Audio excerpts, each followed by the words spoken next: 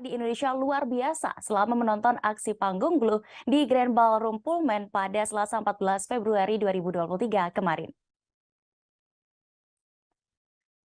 Boyband Blue telah berhasil menghibur para penggemar di Indonesia tepat di Hari Kasih Sayang kemarin. Boyband yang beranggotakan Lee Ryan, Simon WB, Anthony Costa, dan Duncan James membuka penampilannya lewat lagu Sorry dari album One Love. Selanjutnya, Blue mengajak penonton untuk bernyanyi bersama lewat lagu Heart and Soul dan Haven't Found You Yet. Duncan mewakili Blue mengucapkan terima kasih atas antusias penonton yang telah hadir menyaksikan penampilan mereka. Anthony Costa ternyata sedang sakit saat penampilan kemarin. Ia sempat terlihat lemas sembari memegangi perutnya dan beberapa kali menyempatkan untuk beristirahat. Meski tengah sakit, sang penyanyi tetap berusaha memberikan penampilan terbaik dan sempat memberikan fan service. Di tengah-tengah penampilannya dalam lagu Best in Me, Anthony tiba-tiba memberikan bunga untuk para fans Blue. Ia melempar bunga ke sisi kiri panggung yang disambut teriakan para penonton perempuan yang ingin mendapatkan bunga dari sang idola. Para personel lainnya pun turut mengucapkan selamat Hari Valentine untuk penggemar yang telah hadir dalam konser tur mereka. Dalam konser yang dimulai sekira pukul 8 malam kemarin, Blue totalnya membawakan 18 lagu. Seperti Sorry, Heart and Soul, Haven't Found You Yet, You Make Me Wanna, If You Come Back, Ultraviolet, Paradise, Best in Me, dan juga If You Come Back. Breathe Easy, Too Close, kemudian Dance With Me, Curtain Falls, Fly By, Bubbling, All Rise, dan itu pun juga tidak ketinggalan. Selain Blue, Gareth Gates turut hadir menjadi opening act dalam konser bertajuk Romantic Valentine Live in Jakarta. Sejauh ini, Blue sendiri telah mempersiapkan konsernya di Indonesia dengan matang. Sebab sebelum menginjakan kaki di Indonesia, boyband Blue baru saja melesaikan turnya di Inggris.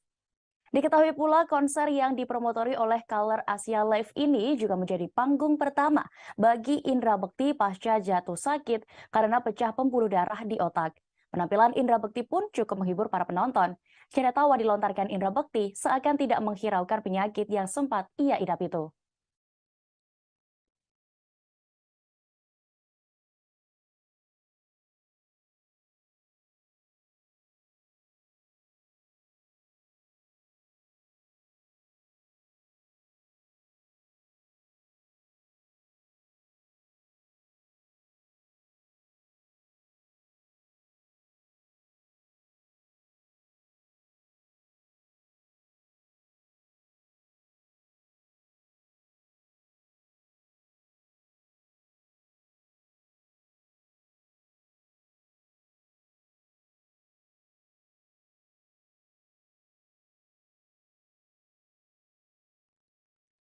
Sukses memandu konser boyband Blue dari Inggris, Indra Bekti mengaku sempat gugup kembali ke atas panggung sebagai host.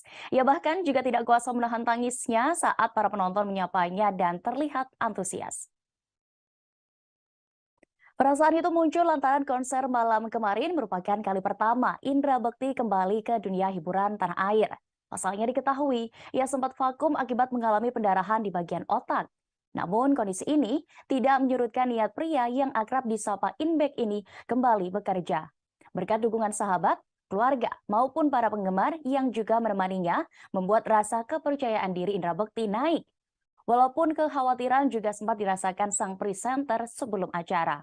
Indra Bekti pun bersyukur dikelilingi orang yang terus mendukung dirinya untuk bisa sembuh dan melewati masa sakitnya itu. Bahkan, pihak promotor juga sangat perhatian dengan kondisinya seperti memberikan info sebelum naik ke atas panggung. Indra Bekti juga membenarkan bahwa ia sempat tidak kuasa menahan air matanya saat melihat antusiasme penonton konser Blue. Apalagi ada banyak penonton yang dengan tulus menyapa dan menanyakan kondisinya. Suami Aldila Jelita itu juga merasa terharu saat dirinya dipercaya oleh tim untuk membawakan acara ini seperti biasa saat sebelum jatuh sakit. Hal ini lantas membuat Indra Bekti semangat dan kembali yakin pada dirinya sendiri. Sebagai informasi, saat memandu konser Blue, Indra Bekti sendiri tampil mengenakan pakaian casual berwarna biru dan kuning. Banyak penonton yang terkesima dengan penampilannya yang tak seperti orang sakit. Alhamdulillahnya tuh seneng banget ya bisa kembali lagi di acara yang seperti ini, bagusnya Terus udah gitu apa namanya, aku memang diberikan infus ya sama teman-teman dari medis lah gitu ya. Dari situ akhirnya alhamdulillah ada apa, otak semangat ya sama badan itu, jadi akhirnya jadi satu antara halu sama reality itu ya tadi ya, itu alhamdulillah bisa bisa dipisah-pisahin, bisa dipilah-pilah. Kadang-kadang aku udah kayaknya ngomongnya gitu, sekarang gini kok, gitu-gitu loh. Tapi kan tadi ayah semangat karena karena hari ini ayah dipercaya untuk bekerja ya. Aku hari ini dipercaya suruh kerja sama teman aku, dan alhamdulillah ayah happy. Ya pengen kerja kan ayah? Pengen dong Bunda, pengen kerjaan. Siapa sih? Boleh dulu. Tadi juga sempat nangis Kak waktu fans nyapa Kak. Wah betul. Iya. Itu terharu banget. Terharu banget sih, maksudnya mereka masih mau menyapa aku yang mungkin kalau boleh dibilang siapalah saya gitu kali dibanding sama status baru-baru yang masih udah lama ya Bun ya. Saya hanya ya seorang promotor. Promotor. Bukan ini promotor, ini saya datengin loh mereka ini. Kalau nggak ada saya mereka ya datang juga sih. Tribuners, diketahui setelah mengalami pecah pembuluh darah, Indra Bekti belum lama ini menjalani operasi mata sebelah kiri di RSPAD Gatot Subroto. Istri Indra Bekti, yakni Aldila Jelita pun memberikan alasan kenapa Indra Bekti tetap bekerja meski dalam proses pemulihan. Sehari sebelum konser Blue, Aldila mengatakan suaminya tetap menerima job sebagai host karena permintaan langsung dari sahabat Indra Bekti. Sebagai istri, ia pun tidak masalah jika sang suami memang ingin kembali bekerja. Ditambah lagi, Bekti memang sudah sangat merindukan pekerjaannya. Sejauh ini, Dila juga telah mendapatkan izin dari dokter terkait Indra Bekti yang ingin kembali bekerja. Sementara itu, dalam jumpa pers pada Selasa 14 Februari 2023 kemarin, Indra Bekti pun juga buka suara terkait kondisi terkininya.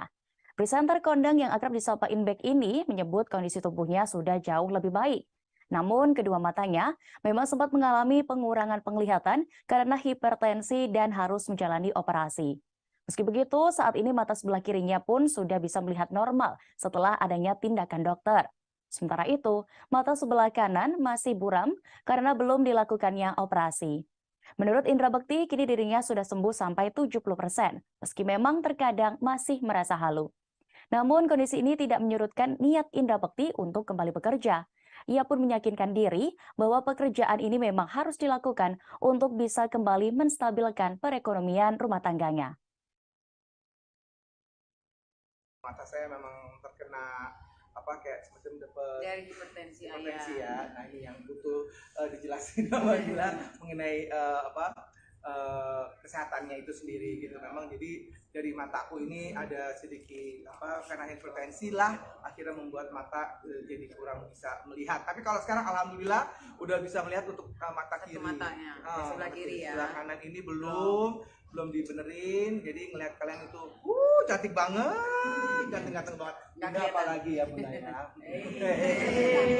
Ini the first time tampil di publik setelah kemarin pasca perawatan ya. So far gimana? So far alhamdulillah setelah pasca perawatan kita mendapatkan perawatan yang luar biasa, sehingga tinggal mata aja sih ya Bunda. Untuk stamina, pikiran, nyambungnya antara dunia nyata, dunia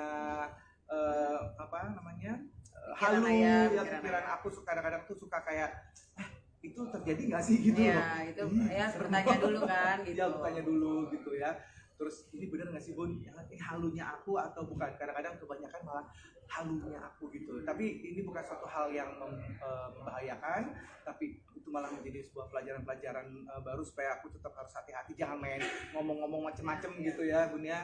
Nah alhamdulillah jadi ya didampingi terus manajer, sahabat-sahabat, istriku, terus selalu ngingetin gitu, nggak ayah nggak gitu, masa sih nggak gitu, aku sampai sempat berantem dan alhamdulillahnya ya teman-teman sahabat-sahabat istriku juga selalu ngingetin gitu. Jadi kehaluan-kehaluan tuh ada loh ya ternyata ya. Iya, karena pikiran ayah belum sembuh. Betul, itu dia. Maksudnya jadi antara mimpi sama reality gitu tuh, itu kadang-kadang suka, aku ngasih tahu aku masih bagus suaranya.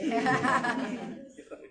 Terus itu tuh masih suka ini apa namanya pindah-pindah dan nyambung-nyambung ya gitu. Itu suara Tendi. Oh iya tapi udah 70% ayah udah bagus ya. Alhamdulillah. Ini mata sudah bisa melihat dengan adanya infus. Tapi yang ini belum. Mudah-mudahan diberikan kesembuhan secepatnya. Amin. Pengusaha Putra Siregar menghadiri kembali proses mediasi di Pengadilan Agama Jakarta Timur pada Selasa 14 Februari 2023 kemarin.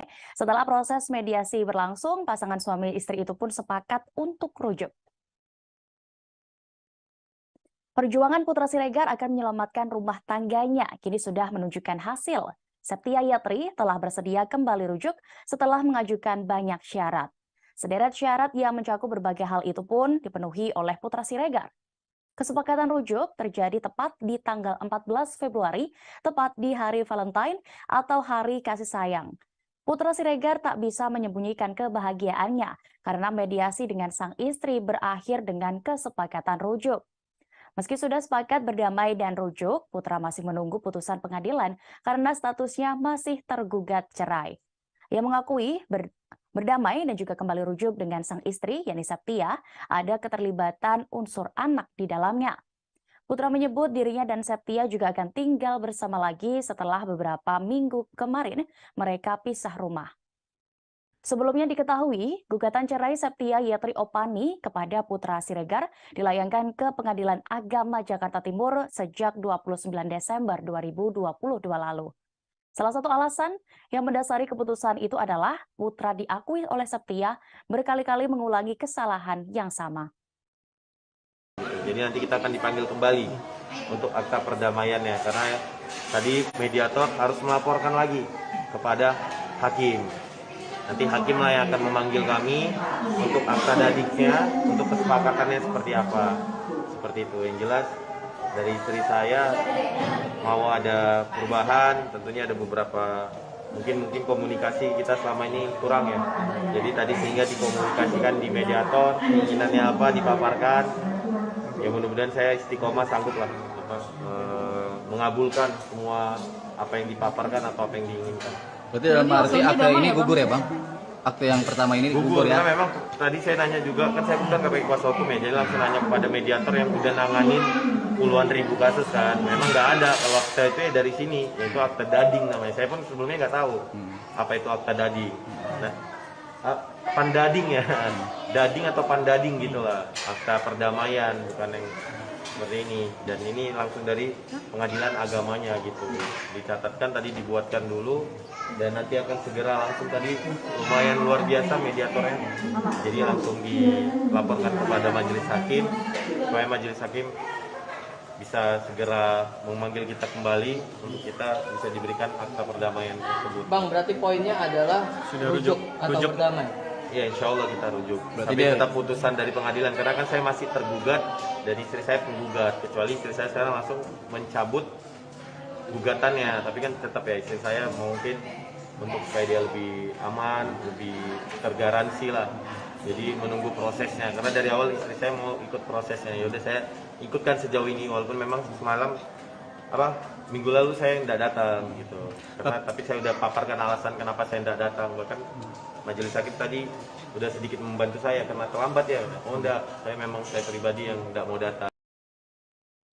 Septia Yatri Opani membeberkan alasan akhirnya sepakat untuk rujuk dengan Putra Siregar. Menurutnya, sang suami telah menyetujui 8 persyaratan yang ia ajukan. Meski sepakat rujuk, keduanya kini masih harus menunggu putusan pengadilan karena Septia sendiri juga belum mencabut gugatannya. Istri dari bos PS Tour itu mengungkapkan selama proses mediasi, dia mendengarkan sejumlah permintaan yang diajukan. Kemudian, Putra Siregar sendiri telah menyetujui soal komitmen untuk mengubah dan memperbaiki sikapnya sebagai suami. Putra Siregar lantas menyetujui persyaratan tersebut dan sudah menandatangani surat rujuk. Dengan keluarnya kesepakatan rujuk, Putra dan Septia saat ini tengah menunggu akta perdamaian atau akta Vandading hasil mediasi. Setelah akte itu selesai dibuat, pasangan suami istri itu pun akan kembali dipanggil oleh majelis hakim.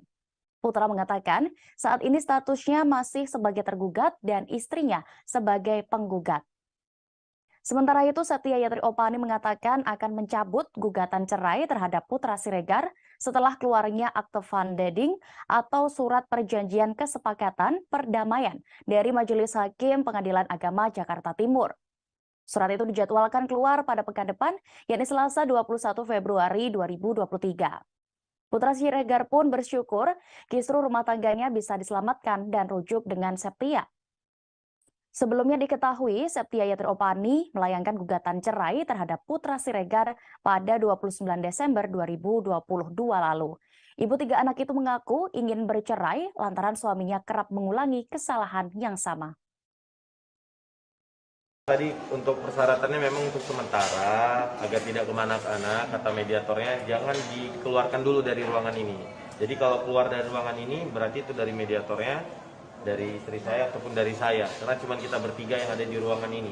Berarti Seperti setuju dengan ya, persyaratan. tadi saya tanda tangan kan gitu dan difoto juga, jadi saya ya setuju, tapi tetap harus menunggu biar majelis hakim yang menentukan, karena ini kan kami udah diproses ya, walaupun di perdata udah harus memenuhi proses hukum di pengadilan agama ini, jadi kita harus taati juga prosesnya. Dan istri saya kan dari awal saya minta cabut laporan, keinginannya untuk supaya saya ikut proses, mungkin tujuannya baik kan, supaya ada nih yang mengikat gitu, baik berbentuk tadi Vandading tadi dan sebagainya, jadi biar saya bisa selalu ingat itu. Kak Septi, kapan mau cabut laporannya? Mungkin setelah akta perdamaiannya keluar Kapan? Ada seminggu kemudian atau nanti berapa? hari Selasa depan.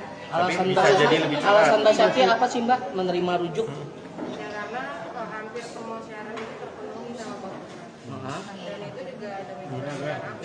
TBL turunan berkaitan keluarga sih paling penting. Di hari Valentine ini menjadi kado spesial juga. Oh, iya. Kalian ini momen seperti ini.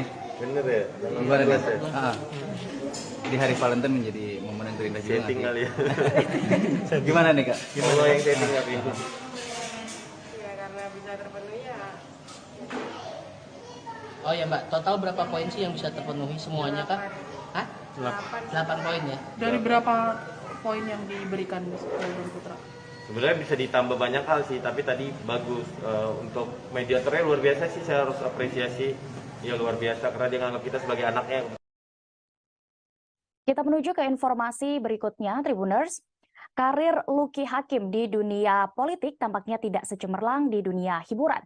Yang dikabarkan telah mengundurkan diri dari jabatannya sebagai Wakil Bupati Indramayu periode 2021-2026.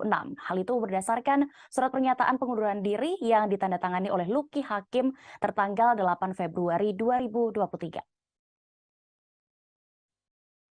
Ketua DPRD Indramayu, Saifuddin, membenarkan informasi surat pengunduran diri Wakil Bupati Indramayu, Lucky Hakim. Dalam surat pengunduran dirinya, terungkap alasannya memilih melepas jabatannya sebagai Wakil Bupati karena ketidakmampuan mengemban jabatan. Di surat itu, Lucky juga mengucapkan terima kasih atas kesempatan dan kepercayaan masyarakat yang telah memilihnya. Ia sekaligus juga memohon maaf atas kekurangannya sebagai Wakil Bupati selama ini. Terkait kemungkinan penggantian jabatan Wakil Bupati, DPRD Indramayu masih menunggu tanggapan dari Pemprov Jabar terkait surat pengunduran diri Lucky. Saifuddin juga bakal meminta pendapat partai pengusung pasangan Nina Agustina dan Lucky Hakim, yakni PDIP, Gerindra, dan Nasdem. Mundurnya Lucky Hakim dari jabatannya menuai beragam asumsi. Ada yang berpendapat bahwa mundurnya Lucky Hakim berkaitan dengan isu tidak harmonisnya hubungannya dengan Bupati Indramayu Nina Agustina. Terkait dengan rumor itu, Nina sendiri menegaskan hubungannya dengan Lucky Hakim baik-baik saja. Kendati demikian, ia mengakui sudah tidak ada komunikasi dengan Lucky sejak terjadinya hak interpelasi beberapa waktu yang lalu. Sementara itu pada Oktober 2022 lalu, Lucky Hakim mengakui adanya ketidakharmonisan dirinya dengan Nina Agustina. Lucky Hakim menyebut sudah tidak menerima delegasi tugas dari Bupati Indramayu tersebut untuk membantu berjalannya roda pemerintahan. Di rapat paripurna pun, walau Lucky Hakim hadir, ia mengaku justru Sekda Indramayu yang diberi tugas mewakilkan Bupati. Selain itu, dalam setiap kegiatan, ia yang semestinya mewakilkan bupati yang berhalangan hadir untuk sambutan, namun justru digantikan oleh Dirut PDAM Tirta Dharma Ayu. Luki Hakim juga mengaku setiap bertemu dengan pejabat di lingkungan Pemda Indramayu, seolah-olah mereka menghindar dan takut bertemu dengannya. Kemudian, sejumlah foto-foto pada spanduk pemerintahan daerah selalu tidak melibatkan foto Luki Hakim. Lebih lanjut, ruangan kerjanya pun juga selalu kosong. Di sana menurutnya tidak ada sekpri, ajudan, hingga protokol yang membantunya bekerja sebagai wakil bupati. Ia sendiri pun tidak tahu secara pasti mengapa hal tersebut bisa terjadi. Dan meski begitu, Luki memastikan hubungan personalnya dengan Nina Agustina baik-baik saja.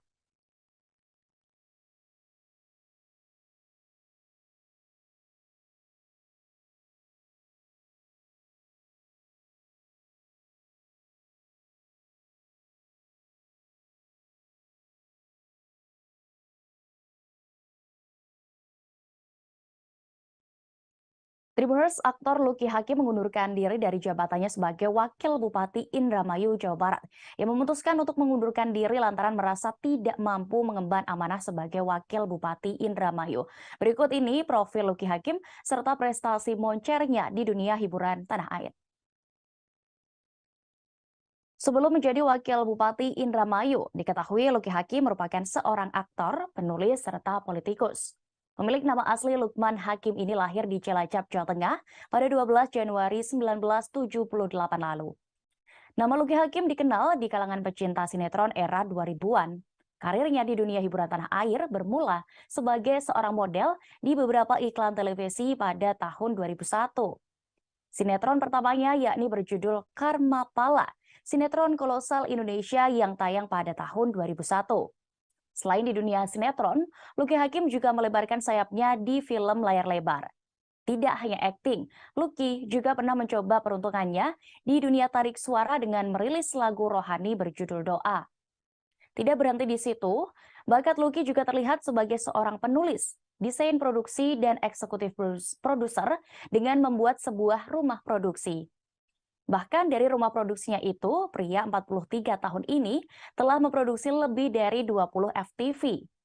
Selain sebagai artis, Luki Hakim juga dikenal sebagai sosok yang memiliki hobi memelihara binatang seperti reptil dan kucing. Sukses di dunia hiburan, sang aktor kemudian mencoba peruntungannya di dunia politik. Ia maju dalam Pilkada Bekasi tahun 2012 silam sebagai calon wakil wali kota Bekasi berpasangan dengan Dadang Mulyadi. Namun usahanya tersebut belum membuahkan hasil. 2 tahun kemudian, Luki Hakim mengikuti gelaran pemilu legislatif tahun 2014. Ia mencalonkan diri sebagai anggota DPR RI melalui Partai Amanat Nasional dari daerah pemilihan Jawa Barat 6. Luki Hakim pun lolos ke Senayan dan menjadi anggota DPR RI periode 2014-2019. Kemudian pada tahun 2018, ia memutuskan mundur dari PAN dan masuk ke Partai Nasdem. Luki Hakim mengungkapkan alasannya keluar dari PAN lantaran dipecat dari fraksi oleh DPP PAN secara sepihak. Sehingga posisinya di Senayan diganti oleh kader PAN lainnya dengan mekanisme pergantian antar waktu. Selanjutnya Luki Hakim maju di Pilkada Serentak tahun 2020 sebagai calon wakil bupati Indramayu. Ia berpasangan dengan Nina Agustina Dai Bahtiar dan diusung oleh PDIP, Partai Gerindra, serta Nasdem. Pasangan Nina Agustina dan Luki Hakim pun berhasil meraih suara tertinggi.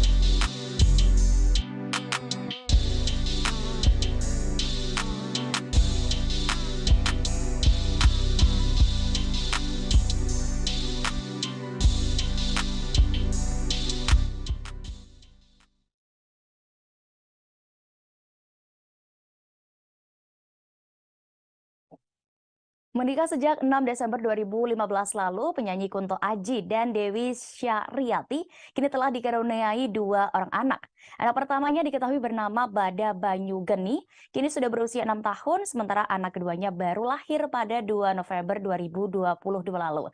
Saat anak keduanya baru lahir, Kunto Aji tidak langsung mengungkapkan nama sang buah hati dan baru-baru ini diumumkan. Pelantun lagu Rehat ini baru memberitahu nama anak keduanya kepada publik setelah usia bayinya memasuki 3 bulan. Lewat unggahan di Instagram, Kunto Aji membagikan potret bayinya yang begitu menggemaskan tengah tertidur. Ia akhirnya mengungkapkan nama lengkap anak keduanya yang unik memiliki unsur Jawa, yakni Migunani Marangbumi.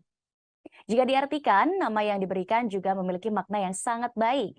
Arti dari Migunani Marangbumi yang disematkan pada anak kedua Kunto Aji yaitu berguna bagi bumi. Meski tidak dijelaskan secara spesifik, Kunto Aji terlihat menaruh harapan besar kepada sang anak lewat nama tersebut. Dia ingin nama tersebut bisa menjadi garis hidup sang anak. Dan jika ditelisik lebih jauh, Migunani merupakan pepatah Jawa, yaitu Migunani Tumpraning Lian, yang artinya bahwa sebaik-baiknya manusia adalah orang yang paling bermanfaat bagi manusia lainnya. Sebelumnya, Kunto Aji juga sudah mengunggah potret putri keduanya, namun tanpa diberi penjelasan terkait jenis kelamin dan namanya. Rupanya pria 36 tahun itu memiliki alasan kocak di balik keputusannya tersebut. Dia mengaku baru menemukan nama yang cocok untuk sang buah hati yang diketahui berjenis kelamin perempuan itu. Kunto Aji mengaku baru berhasil menemukan nama terbaik untuk putrinya setelah 2 minggu kelahiran.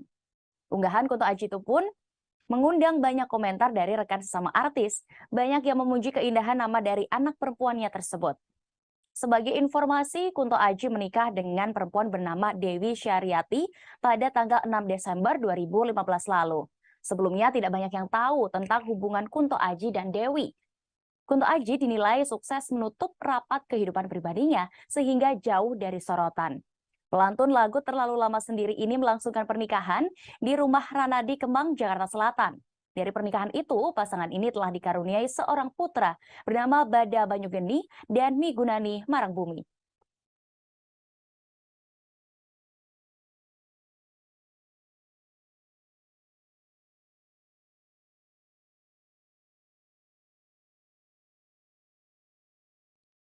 Kita beralih ke informasi selebriti lainnya, Tribuners. Setelah mendapat sindiran dari Bunga Zainal, kini Ria Ricis gantian kena sindir Kaisang Pangarep. Kaisang secara belak-belakan menyinggung konten Ricis bersama gamer bernama Catherine Alicia alias Cates yang beberapa lalu viral. Putra bungsu Presiden Jokowi itu diduga turut menyindir tindakan sang YouTuber dalam salah satu kontennya. Konten yang menjadi sasaran sindiran Kaisang Pangarep adalah saat Ria Ricis mengundang Cates. Dalam konten itu, Cates terlihat menangis saat didesak berbicara terkait keluarganya.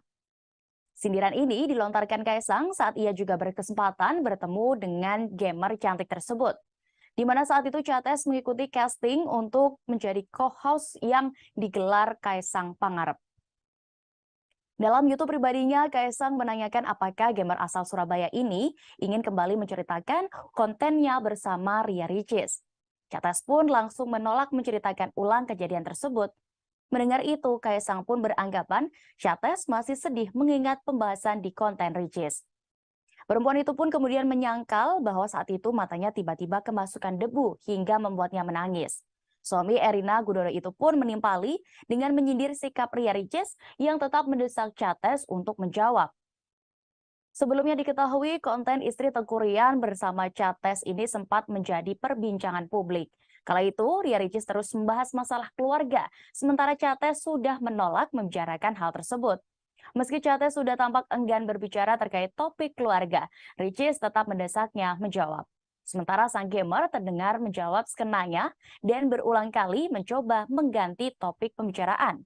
Hal ini pun membuat warganet kesal hingga melayangkan protes di kolom komentar vlognya. Bukan hanya di YouTube, Ria Ricis pun kebanjiran kritik dari warganet di Twitter saat itu. Banyak yang menyebut bahwa Ria Ricis tidak bisa berempati hingga suka adu nasib.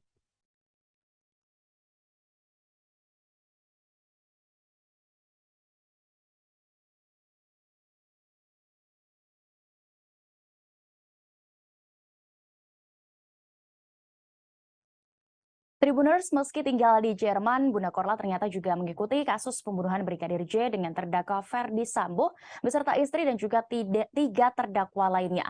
Ratu Jireng pun turut mengomentari saat Putri Chandrawati divonis 20 tahun penjara. Seperti diketahui, Bunda Korla sering memberikan komentarnya saat melakukan siaran langsung di Instagram pribadinya. Tak jarang, komentar yang dilontarkan Bunda Korla selalu mengundang gelak tawa dari penonton, termasuk saat mengomentari masalah vonis hukuman Ferdi Sambo dan Putri Chandrawati. Pada Senin lalu, Ratu Jireng melakukan live di Instagram sembari memantau sidang vonis Ferdi Sambo dan Putri Chandrawati. Mendengar Sambo divonis mati, Bunda Korla memilih meresponnya dengan netral dan berkata bahwa itu sesuai dengan ketentuan hakim. Menurutnya, vonis tersebut sesuai dengan rencana pembunuhan yang dilakukan oleh Ferdi Sambo. Bunda Korla juga memberikan komentarnya tentang istri Sambo, yakni Putri Chandrawati yang divonis 20 tahun penjara. Namun, ia tiba-tiba gagal fokus dan justru teringat wajah Putri saat melepas maskernya. Menurut Ratu Jireng, wajah Putri Chandrawati difoto berbeda jauh dengan wajah aslinya. Sementara saat sidang, ia menilai wajah Putri seperti orang yang sedang sakit kepala. Tidak disangka lagi, Bunda Korla melihat wajah istri Sambo ini seperti orang yang sedang mabuk perjalanan. Sontak saja, ucapan-ucapannya pun membuat warganet yang tengah menyaksikan live tertawa dan ikut memberikan komentar lucu. Diketahui dalam kasus pembunuhan berencana Brigadir J, Putri Chandrawati mendapatkan vonis lebih berat daripada tuntutan jaksa penuntut umum. Majelis Hakim Pengadilan Negeri Jakarta Selatan menjatuhkan vonis 20 tahun penjara kepada istri Ferdi Sambo itu, di mana vonis itu lebih berat dari tuntutan JPU yang sebelumnya hanya 8 tahun penjara. Saat hakim membacakan putusannya, Putri Chandrawati sebagai terdakwa diperintahkan untuk berdiri.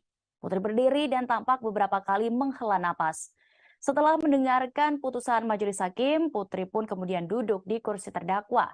Ia duduk tak tegap dan tampak lesu, namun ia tak memperlihatkan ekspresi yang berlebihan. Putri hanya menundukkan kepala dan wajahnya. Kedua matanya pun tampak sayu dan terus berkedip.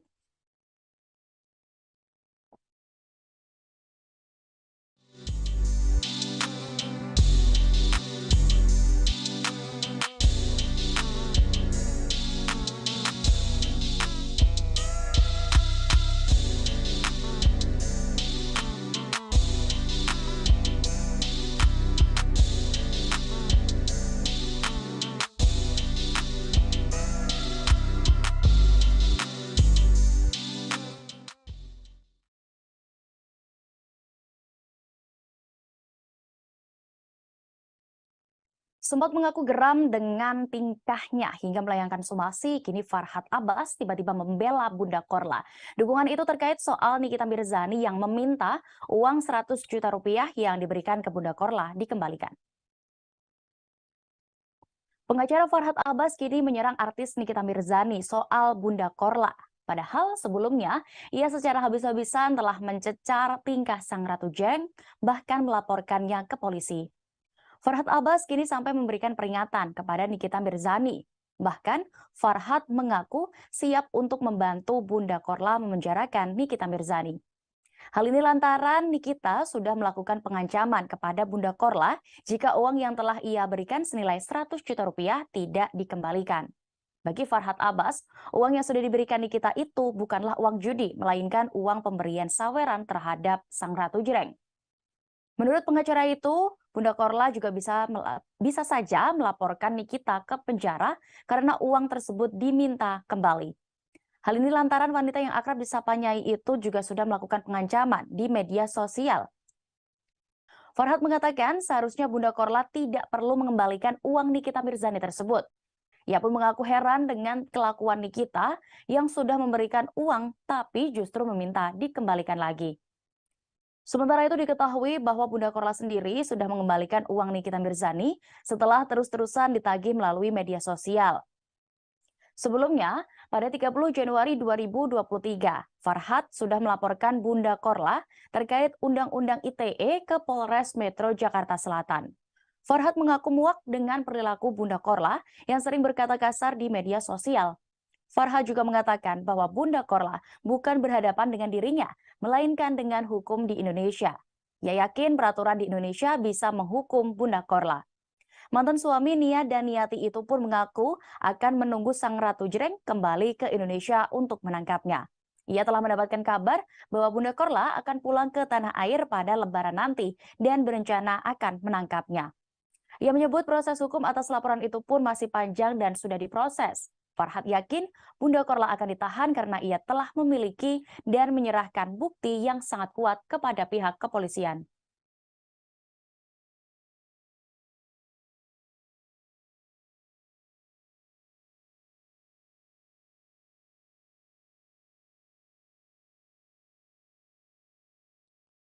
Lama tidak terdengar kabarnya, komedian Aming yang dulu dikenal kerap berdandan nyentrik mendadak kembali menjadi sorotan.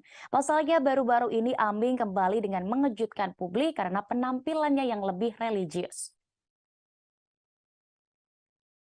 Tidak seperti yang lalu-lalu, kini mantan suami dari Evelyn Nada Anjani itu tampil dengan gaya seperti pria pada umumnya. Bedanya lagi, Aming kini juga berpenampilan lebih islami. Terpantau dari unggahan Instagram pribadinya yang diunggah pada Senin 13 Februari 2023 lalu, Aming terlihat membagikan dua foto. Pada foto pertama, Aming terlihat duduk di sebuah kursi sembari membawa tas. Saat itu, Aming terlihat mengenakan setelan ala baju koko berwarna putih dan peci putih. Sedangkan pada slide foto kedua, Aming terlihat berdiri di depan foto dua tokoh tempat Aming berziarah. Terlihat komedian itu mengunjungi makam ulama yang bertuliskan Makom Keramat Situs Sejarah Tanjung Priuk. Dengan penampilan anyarnya ini, Aming pun minta didoakan agar istiqomah dalam keterangan foto yang ia tulis.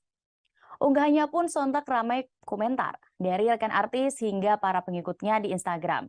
Tidak sedikit warganet yang merasa kaget dengan penampilan baru Aming saat ini. Banyak yang memberikan pujian dan doa untuk Aming ke depannya.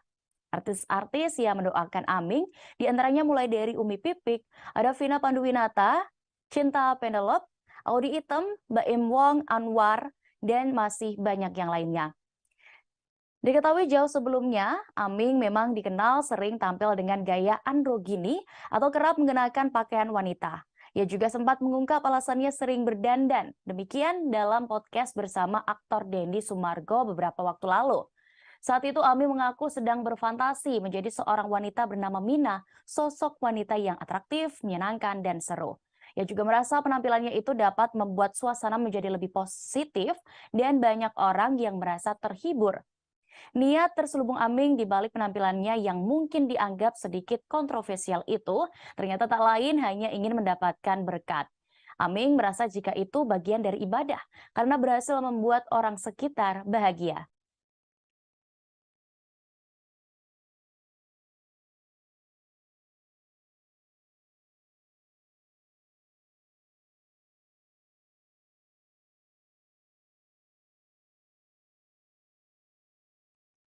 Tribuners, informasi tadi sekaligus menutup perjumpaan kita dalam live update seleb hari ini. Jangan lupa saksikan terus informasi terbaru lainnya hanya di seluruh kanal YouTube Tribun Network. Dan akhirnya saya Dea Mita beserta kru yang bertugas pamit. Terima kasih atas kebersamaan Anda hari ini. Sampai jumpa.